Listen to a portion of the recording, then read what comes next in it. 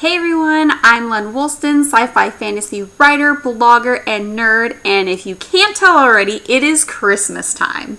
I was tagged by Megan LaCroix to do the Ho Ho Ho writing tag that was created by Kim Chance and Melissa Hope, which I will gladly link all their videos down below so you can check them out. And let's get started and get you in the Christmas spirit. Question number 1. Santa Claus. If you could ask Santa for one thing off your author bucket list, what would you ask for and why?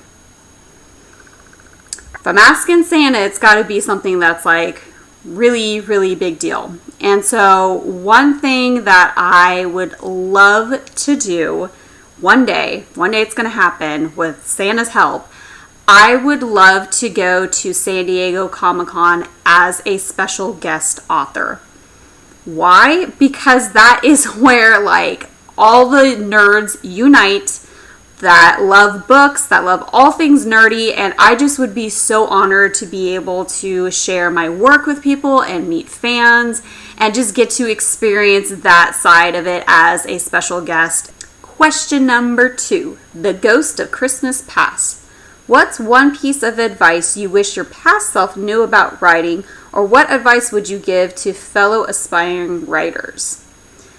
This is something that probably is going to go against what a lot of people preach when it comes to writing advice, but one piece of advice that I found was actually crippling my writing was the show, don't tell. Now, I'm not saying that it's not good advice, but for me, I took it way too literal, to the point where I found that my own writing voice was being diminished because I thought that I couldn't actually have any narrative parts within my story, which made me realize that all I was doing was telling what the characters were doing and then inserting dialogue. And so there wasn't like this good bridge from the narrator's perspective on what was going on and what everybody was feeling and all that.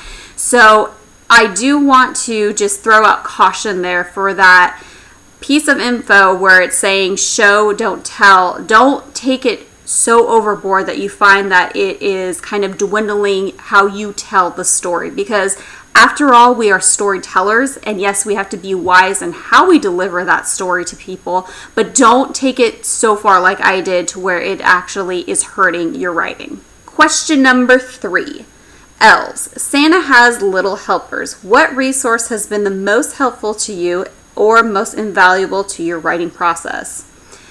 I'm going to go ahead and just throw out AuthorTube. Like all of the author tubers that are out here, or people who don't necessarily claim that they are an author tuber, but they give writing advice, that has been so invaluable to me to be able to listen to what other people are doing and what they're experiencing and dealing with the struggles, and then also the triumphs, and also all the tutorials and everything. Question number 4, gingerbread cookies. What is your favorite holiday treat, and what is your main characters from your current work in progress's favorite treat? My favorite treat is something that my mom usually makes around Christmas time, and it is just this spiced fruit blend, and it is just really good. I think I'm the only one still, because we're all adults, me and my sisters, I'm the one that still asks for that when it's Christmas time. I ask my mom to make this spiced fruit because it's the only time of year that I get it, and it's just so good. As far as my main characters, so in Project Jen, the novel that I'm querying right now, I would have to say my main character, Adam, he probably would want something like snickerdoodles as long as they were like firm and like I had a good snap to them, because he just would like that, and he likes cinnamon and sugar and all that. He's a bit of a coffee fiend, so that would work well with him constantly drinking coffee. In my actual current work in progress that I just finished in Nano, that and my main character is Ash, and because she lives in the land of Caldera and they don't really celebrate Christmas, I mean, it's a little tricky, but I have to say that if she were to pick something of the variety of being a holiday treat, it would have to be like some sugar coated figs I can see her just really liking that and liking the produce of it, because she's actually in a sticky situation where she doesn't always have the best produce. Question number 5, holiday traditions. What is your favorite family tradition? What fictional character would you like to share that tradition with? One thing that has started kind of more recently, now that I have my own little family and we're starting to build our own traditions, one thing that me and my husband do every single Christmas season is we make candles for people. So I'm pretty sure our family and friends know, it's expected. They're going to get a homemade candle just because that's what we've been doing every year. As far as what fictional character I would want to do that with, I think I would have to go with Magnus Bane, because he would be just so great. He probably would concoct some amazing aromas and freaking use that warlock magic that he has to make something that would blow everybody away. And he just would also be fun to just hang out with. So I would say Magnus Bane. I would love to make some candles with you. Question number 6, Star of Bethlehem. What started your journey to write your first book? Has the journey turned out like you imagined? Where would you like to see it go in the future? My first book that I wrote was entitled Vanity, and it's something that I queried, and I'm going to just shelf for the moment and revise it when I feel that the time is right. But that all started because of a conversation I had with my son about ghosts. And I had written before, but I never took it seriously. And with that story, it just kind of just really gripped my heart, and I just wanted to tell it, and I wanted to do something with it. So I went through the whole process of finishing it, revising it a whole bunch, querying it and everything, and then now seeing that right now I'm just going to be shelving it and coming back to it later. And right now I'm still on my journey to be published traditionally, and ultimately my end goal is to find that agent and to get my book deal so that I can get my books into the hands of all of you guys, my readers and my followers. But I now know that in the pursuit of this journey, it's not always going to be something that you can anticipate that is going to go this one way if you follow all these steps. So I am doing my best to do what I can and just letting the universe kind of take control and let it happen as it will happen. Question number 7, the night before Christmas. What's your favorite book to read during the holidays?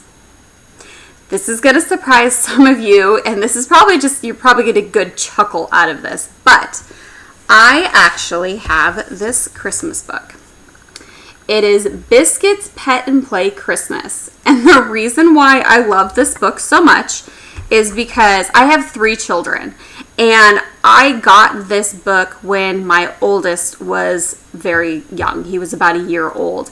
And every single Christmas time this book comes out, and it has just been this really awesome journey, seeing every Christmas as having more kids and seeing their first experience with this book, because it's definitely more of a baby toddler book that has it's got simple text and everything, but it has textures and stuff. And I just love this book so much because I have so many memories reading this. I could recite it from memory, which I won't do right now, but I love this book so much because it's just a great connection and a great imprint on what my family has gone through as the kids are going through just their childhood. And so I actually really enjoy when it's Christmas time so I could read this. Question number 8, Christmas parties. What's your best advice for juggling writing with the busy holiday season?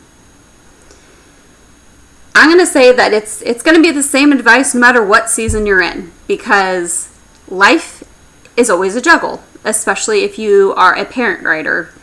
You have to be able to set aside some time for your writing.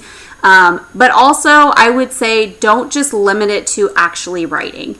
I would say use any time that you can allot to it. So maybe just try to brainstorm, come up with new ideas, or maybe it's time to do some revisions, or maybe it's time to just read more.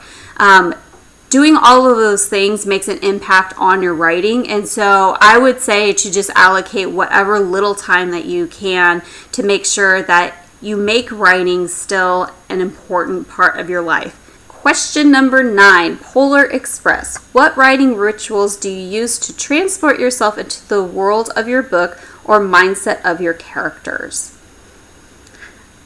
I can't live without my outlines, so I definitely have my outlines to help me. And I also have been making sure that I develop more the right kind of music or ambient noise that I want to listen to for each particular scene. Each chapter that I have in my stories, there's like usually a song that's kind of like, it'll either be the lyrics or maybe it's just the tone, but I try to play that so that that's kind of, just sets me into that form to be able to transport into their world and not mine, and also their head and not mine. And it definitely helps on somebody that really thrives on like listening to music and can be affected by it. So having that playlist definitely helps. I also try to make sure that I have like tea or something that I'm able to have something warm. And it just, I don't know, it's like magical potion for me. It's where I find that I am most creative if I have my cup full. And lastly, question 10, sugar and spice and everything nice.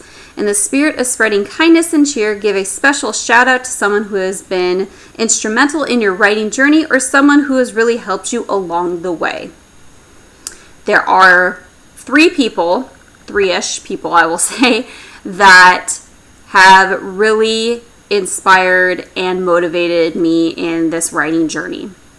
So first, I actually want to make a shout out to Kim Chance. I have been watching her for years and watching her process and listening to all her advice. And when I found her on YouTube, because she was like the first author tuber that I connected with, I really was in a place where I was feeling like I was alone and I didn't really know what I was doing with taking my writing as a serious career. So she has helped me so much in so many ways over these years, and just all of her inspiring words and her encouragement. And one thing that Kim has done is she has pushed me to allow myself to dream big. And so Kim, if you're watching, thank you for everything. And I seriously could not be where I am without all that you've done. The second person that I want to give a shout out to is my husband, Jared, because he constantly is reminding me to take upon myself to allow myself to make writing super important and to not worry so much about doing the comparison. He's really good about like keeping me on track that I need to have faith that I have good stories and it doesn't matter what other people are doing. He's so good at that and he's so supportive. And so thank you, Jared, who should be seeing this someday. And then the third person, who is definitely not least, is my critique partner, Emily Field. Emily, if you're watching this, thank you for the literal blood, sweat, and tears that we have gone together with on our writing journey. I am so thankful for having met you and just really appreciate everything that you have done for me.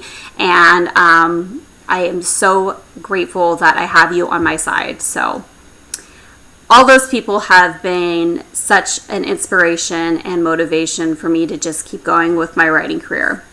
But somebody else that I do want to kind of give a shout out to is any of you watching. At this point, I know that we may not know each other in real life, but I really appreciate that you take your time to kind of see where I'm at on my journey. And it really means a lot that you are here and that you do listen to what I say on this channel.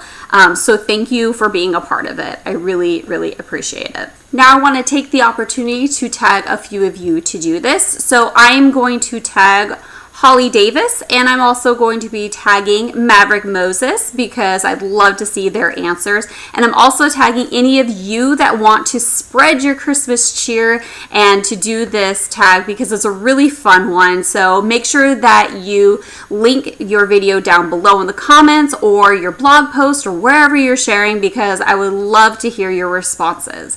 With that, I hope you guys have a wonderful holiday season, and thanks so much for stopping by. And until next video, bye!